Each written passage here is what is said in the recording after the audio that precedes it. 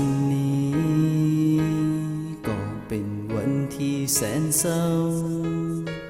ความเหงาได้เข้ามาชีวิตต่อจากนี้บ่มีภัยหัวใจคนนี้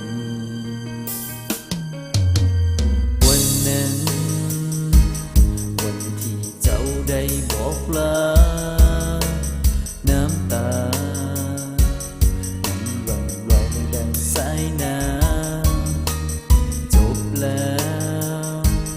วันที่เฮามีต่อกันเจ้านั้นคงสะใจดังที่หวังความฝันมันฟังเท่าไรจากวันนี้วันที่เจ้าบอกลาเฮาไป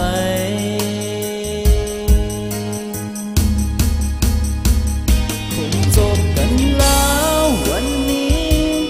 วันที่เจ้าบอกลาวันที่น้ำตาของเฮามันหลั่งไหลเจ้าจากไปแล้วก็กลับมา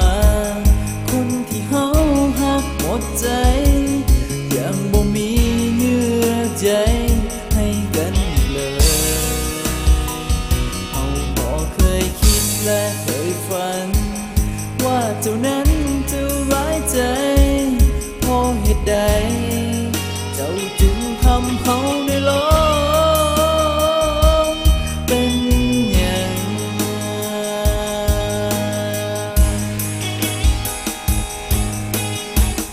โอ้โห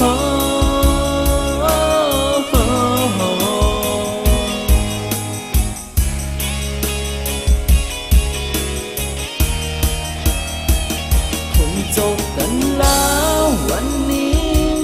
วันที่เจ้าบอกลาวันที่น้ำตาของเฮามันหลั่งไหลเจ้าจากไปแล้วก็กลับมาคนที่เฮาหักหมดใจยังบ่มีเยื่อใจให้กันเลยเฮาบ่เคยคิดและเคยฝันว่าเจ้านั้น